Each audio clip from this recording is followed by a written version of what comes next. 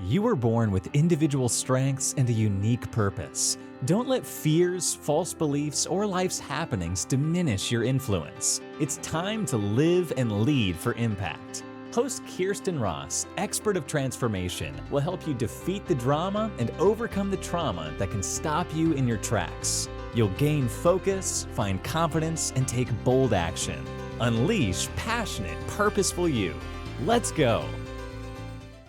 Welcome to Live and Lead for Impact. I'm Kirsten Ross, your host, and this is episode number 195. I have such an awesome guest today, and what is so cool is this podcast. You know what? You don't realize, like, behind the scenes, I don't always share, but like, I have a quick conversation with someone before we schedule the podcast, and and then we do the podcast and we talk a little bit before and after. But Sylvia, who you are going to meet in just 1 second, Sylvia and I have gotten to totally connect in addition through Clubhouse since, and we have become fast friends. When this whole COVID situation is over, we are totally going to be together in person. And so I am so anxious for you to get to meet her. But her name is Sylvia Marusyk, and she's an activational speaker, founder and innovative mind behind MindBody Works, a Canadian company focusing on creating and maintaining health and wellness in the workplace. As an occupational therapist with 30 years of experience and expertise in the field of health and safety, she emphasizes that prevention is the key to creating happy, healthy individuals, employees, and businesses. Welcome, Sylvia. Yay. Thank you, my sister from another mister. Yeah. Hi. This has been such a blessing to get to know you. And I don't believe in coincidence. It just is so magical how these things happen. And I'm so grateful. Me too. And it's so funny because I'm reading your bio and it's amazing. And I'm like, yeah, but she's so much more. Yeah, I write it.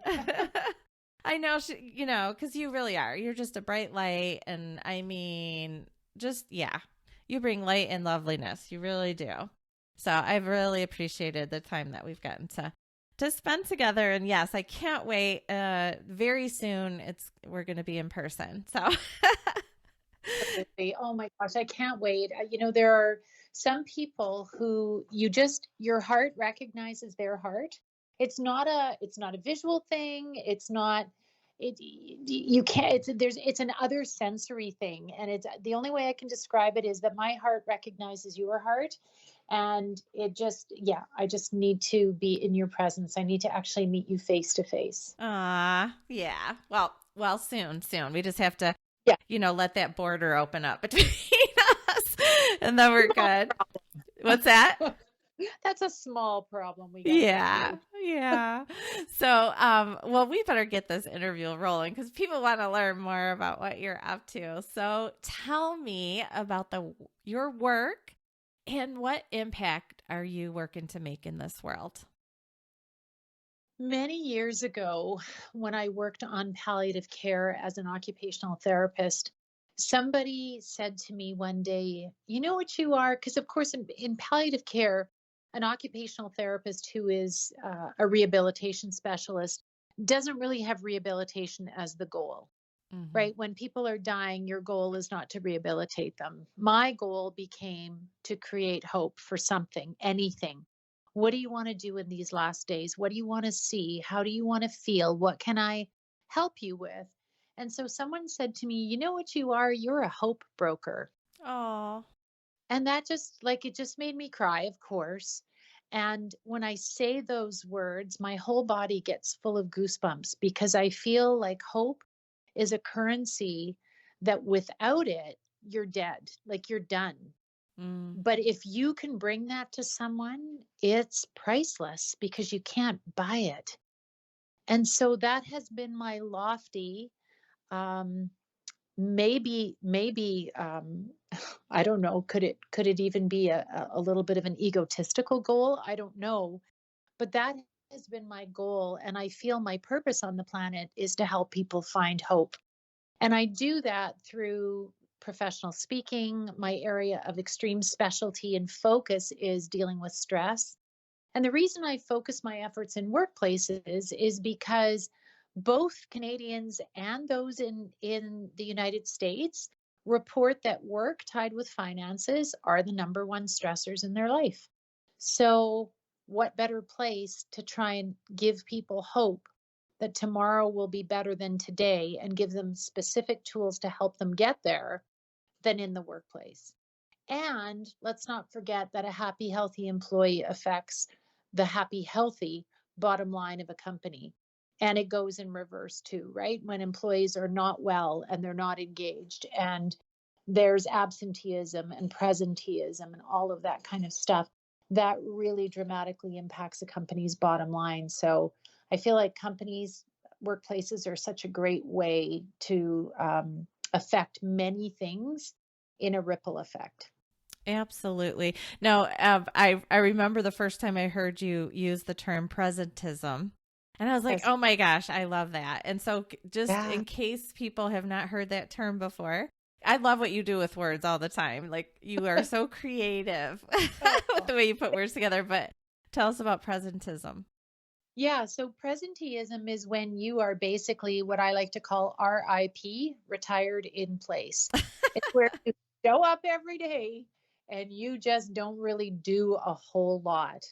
Now, people can display that kind of behavior for different reasons. One is because they're not well, and that can absolutely be a significant cause of presenteeism. Basically, they're just there in body and just not being productive. So if people are not well, if they're struggling with a mental health condition, or they're struggling with burnout or overload, that can be a reason. But the other reason, and this is a really big one, is they are disengaged. Mm-hmm. They are not wanting to be there. And this is their passive aggressive way of kind of sticking it to the company. So it can be more of a culture thing or a morale thing or a bullying thing that shows up.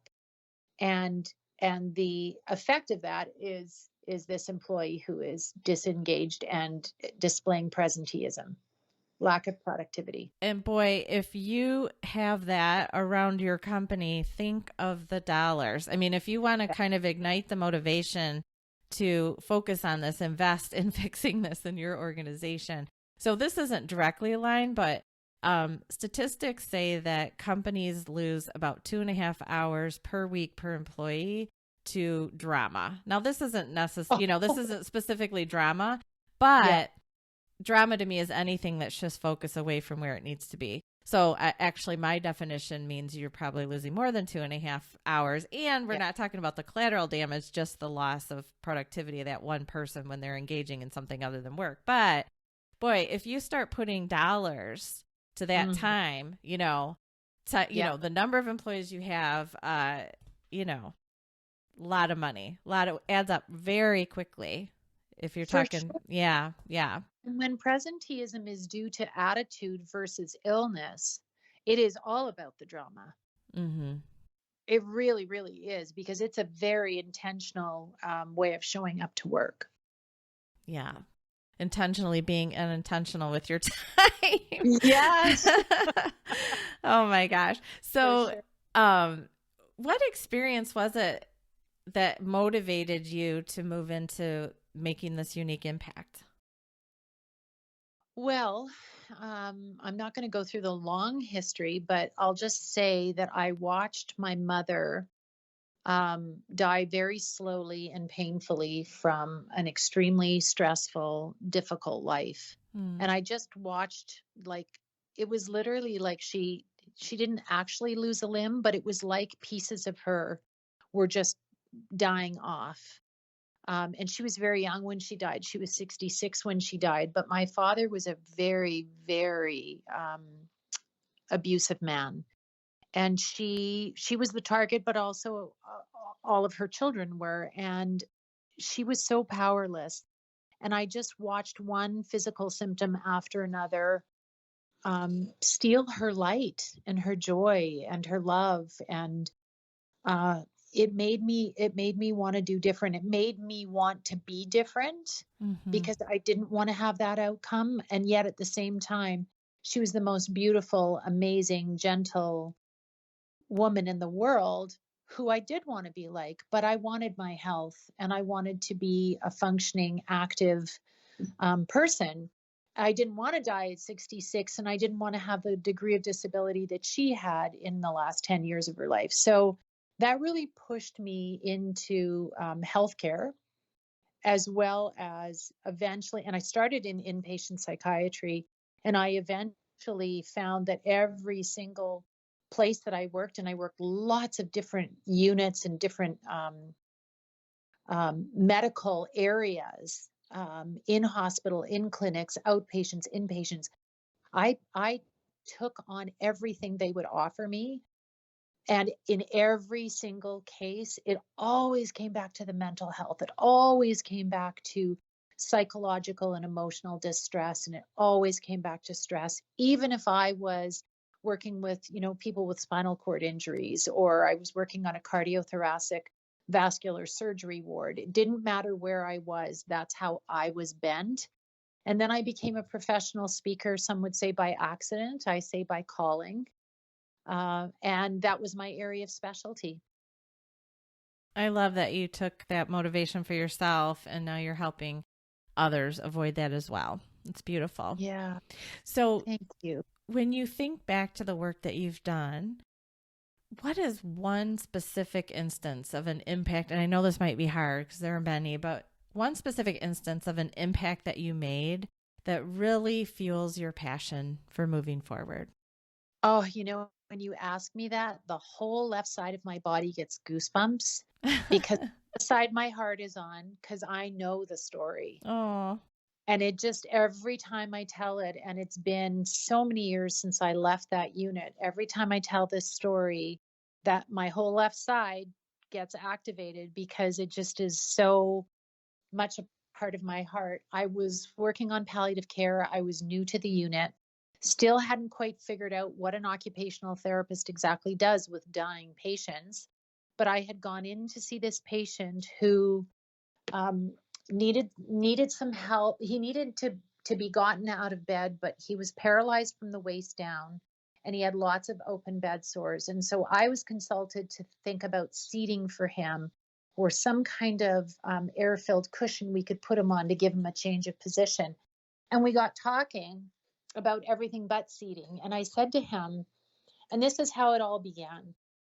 What do you want to do before you die? He said, I really want to go to the lake. And his wife was there. And she said, but we know that's not possible. And I said, oh, are we sure? And they both kind of looked at me. And the next thing you knew, the three of us were thick as thieves every single day, planning what we needed to do in order to get him to the lake. How were we going to navigate the rocks? What kind of service would we use to get him out there? Because he wouldn't have been able to drive or handle the impact sitting up because of pressure sores and so on. So every day he had homework. You need to tell me, I need a description of this. I need to know how wide the doorways are. And I had homework, and I'm going to call this stretcher company, and I'm going to call this wheelchair supplier, and I'm going to call this orderly company. And every day for a week, we were like three little kids. So excited. And then I ran up to the unit on Monday morning after the weekend, and the following weekend was the weekend we were going to the lake. And I pretty much had everything organized. And so we were 5 days from the lake, and I ran up to his room, and his room was empty. And I thought, they moved him. Geez. So I go to the front desk and I said, where did you guys move Mr. So-and-so to? And it was crickets, Kirsten. No one said a word because they realized that this was my first death. And somebody finally came around the desk and put her arms around me and said, he's gone, sweetie. And I lost my mind. I was hysterical because I felt like I had failed him. And his wife was coming down the hall. I guess she had been gathering his things and had gone to the washroom. She was coming towards me down the hall. I could hardly speak. And I just kept crying and saying, I'm so sorry. I'm so sorry. And she comforted me and said, listen, he didn't get to the lake, but he was at the lake every day because of you. We Aww. all at the lake every day because of you. And I could not do that for him. And I've never forgotten that. That's the value of hope. You Oh. can't express the value of it. Oh Yeah. my gosh. Isn't that I have unbelievable? never, yes. And that story just perfectly illustrates that. Yes, he didn't make it to the lake, but he died with the hope of getting there.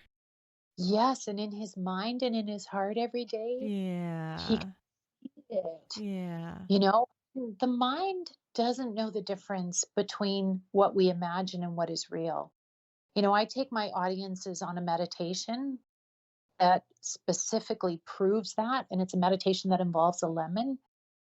The mind does not know the difference. So when we look at creating hope, even visualizing that tomorrow or that something can be different is enough to make your body feel like it's different. Hmm.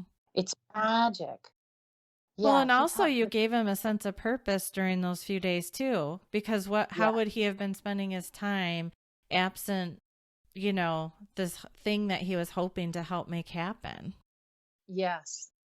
Yes, and he had a journal to write in every day. He did his homework and he wrote it down for me, and I read it and we discussed it and we laughed about it, and it was just beautiful. I'll never forget him as long as I live. Oh, well, I Mm. mean, yeah, that sounds like that's the perfect story to fuel your passion. And I know that's going to fuel a lot of people's passion who are listening to it. So thank you for sharing that. Oh, So, you're welcome. so shifting gears a little bit now, every person who's working to make their own impact has to deal with challenges. And so what has Mhm. been your biggest internal or external challenge and how did you overcome it? Now, that's a hard question because there are so many, but I'll tell you, when it comes to my purpose, my biggest challenge, because my tagline, the soapbox that I get on with my audiences is that if we know that we can create disease and illness, we absolutely know that. We have the proof of that. We have statistics to back that up in science, but most of us don't realize that if we can create sickness, we can also create health. And Mm-hmm. there is plenty of evidence for that too. So I always considered myself, to be the healthiest person I knew because I'm the health expert. Everything I talk about is about health and well-being, and that's how I live my life.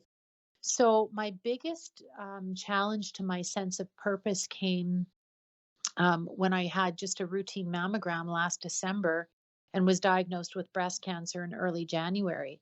I literally could not believe they were talking about my breast. It's like, are you guys sure? And I ended up having surgery and radiation. And the problem, there are many issues with that, but and I did great, and I'm fine, and I'm healthy, and I'm well. But I felt like I had been a fraud. Mm.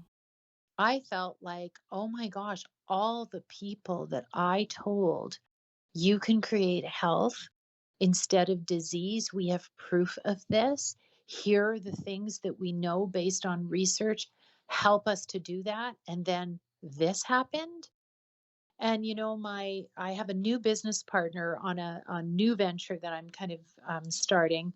And she was the one who said to me, I said, I feel like a fraud. And she said, are you kidding? She said, everything that you've been doing for all these years has been preparation for this battle that you will win. Your parents died of cancer. Your two brothers died of cancer. Your sister died of cancer. Most of them died in their 50s. Mm. She said, it's not going to be you. You've been training and you've got this. And I was like, oh, yeah. Yeah, I do. Mm. Mm-hmm. And I did. And I do. I'm in the best health of my adult life. And is that because that is such a huge challenge to overcome? And um, have you fully um have Well, have you fully moved through, no, the emotional, the mindset shift? Are you fully through that? Because I also had this thought of like, yeah, it's not perfection. It's, but you created this foundation of what will help you battle this. And it sounds like if there's that much in your family, it is, there's got to be a genetic component, right? There's a huge genetic component. Absolutely. What I did was I didn't go public with this right away because I kept wanting to find out what the cancer was here to teach me. What was this actually about? Because I knew that it wasn't just about. In fact, I knew it wasn't really about me at all. But I needed to know, what was the message? What am I supposed to do with this? And at first I thought it was about grief and about loss and about, guilt and shame and all of these sticky emotions, because I always say our issues live in our tissues. So emotional things that we don't work through show up in the body in symptoms or sickness or conditions. Mm-hmm. So when I released all of that and worked on that for a few months, I thought, okay, I'm through it. But something seemed sticky still. And so I went into deeper meditation. And for 3 days, I asked, what is the meaning of this? And finally, the answer I got was powerlessness. And because I had grown up in such an abusive environment, my need to be perfect was all about protecting myself and protecting my mom from my father's abuse. So that's how I did it. Like if I'm the best little girl, I'm not going to get hit, and neither will my mom. I can protect us both. And so when that didn't work, I didn't stop trying to be perfect, but I became powerless because I realized that it wasn't working. Now, a powerless person cannot combat cancer. So the ultimate message in all of this was reclaim your power. And what a beautiful gift to give to the world. Like, that's why it happened. I needed to share that with people that, hey, dive down. Every illness, every sickness, every symptom is a way of communicating with you that you need to work on something. Let's drill down and find out what that is, and let's get rid of it. Let's work on it. The next day, I set some really hard boundaries that I really needed to do, really needed to set some really strong limits. And I exponentially just got better and better and better. I am considered cancer free, although the type of cancer I was diagnosed with doesn't have a remission because it's hormone driven. But I know that this is not the thing that's taken me out. I'm not going to have another tumor. I am not going to lose my breast. I've had my surgery. I'm good because I figured it out. Yes. Good. And I hear the power in your voice. Yes. Reclaiming it. Yes. Yeah. Yeah. And we all have to do that. And we all have some emotional baggage, some story we bring from childhood, that we're not lovable, or we're not worthy, or we're not enough, or we need to be perfect. Whatever that story is, it runs behind the scenes like an operating system. And if you don't unearth that, you will keep making choices in your life that feed that version of yourself that you believe is you. But it's not you, it's a story. We're all just perfectly imperfect.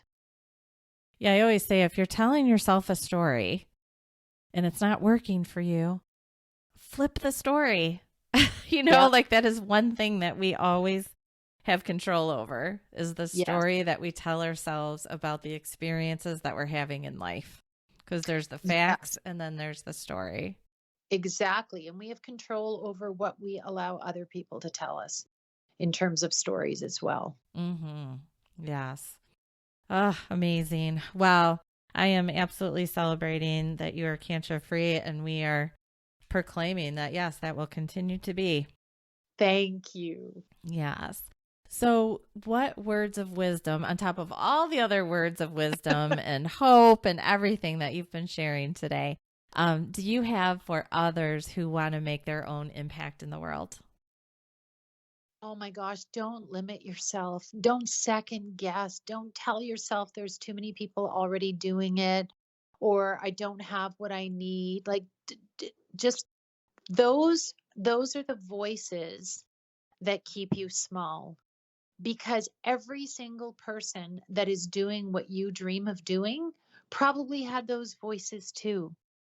But if you really want to be unstoppable, you are unstoppable and find someone who is doing what you want to do and learn from them.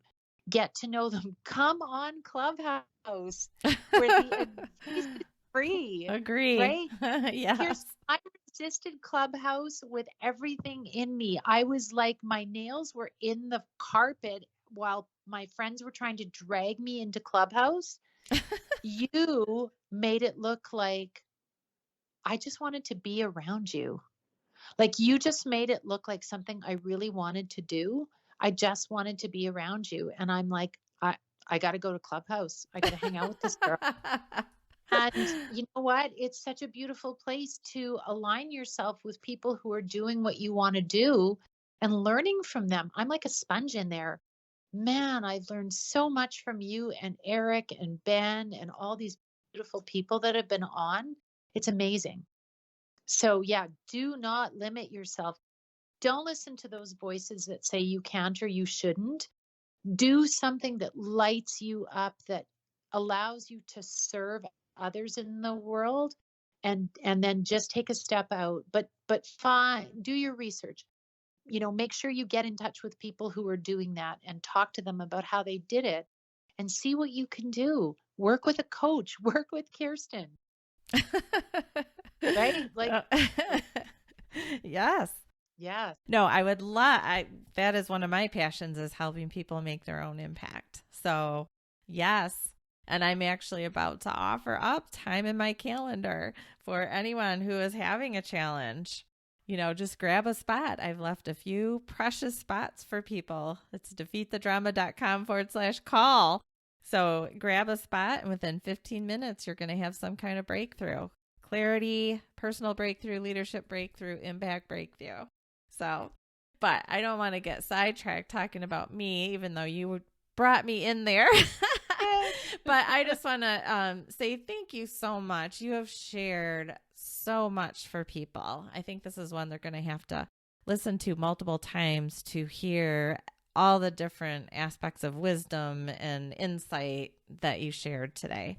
So really amazing. And again, so grateful that you're in my life and that we get to hang out. And yes, even though we can't be together in person, we get to hang on Zoom and we get to take walks together, or not Zoom, Clubhouse, and get to take walks together. I get to bring you in my pocket.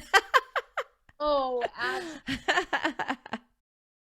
so grateful for you and for the opportunity to share some of these things with your audience. I know that we all need good news. And people have never needed good news like they do now. And the good news is that if you're struggling, it doesn't have to stay this way. There are so many of us out there who are wanting to help people, and there is so much available. Just be brave enough to take a step out. It's work. Like, it's not going to fall from the sky. There's no pill. But just be brave enough to take a step out there and put a little bit of effort in, and the rewards will just it's literally an exponential increase. You change one or two things in your life, and before you know it, that's rippled out to affect 20 things in your life. And whatever you're going through right now, things can be better. Yes, and the world needs your impact. Yeah. So get on with it. So Thank you, Sylvia, so much. If you guys want to connect with Sylvia, you can find her at mindbodyworks.ca, and that will also be on the show notes. So to find those, go to defeatthedrama.com, click on the podcast tab, and go to episode 195. We'll also have her Facebook and LinkedIn information and Instagram as well. So plenty of ways to get in touch. So thank you again, Sylvia. I know I will see you, quote unquote, see you soon in the Clubhouse. And for those of you listening, get out there, make your bigger, bolder impact, and make it a great day. And do reach out, grab a spot on my calendar.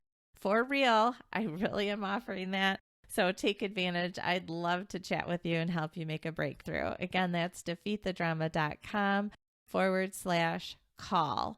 And if you are on Clubhouse, I just put a calendar up so you can see all the events happening in the Family Business Leaders Club, which is the club I founded there. And you can find that calendar at defeatthedrama.com/events. We have lots of cool stuff happening every week. All right, guys, make it a great day.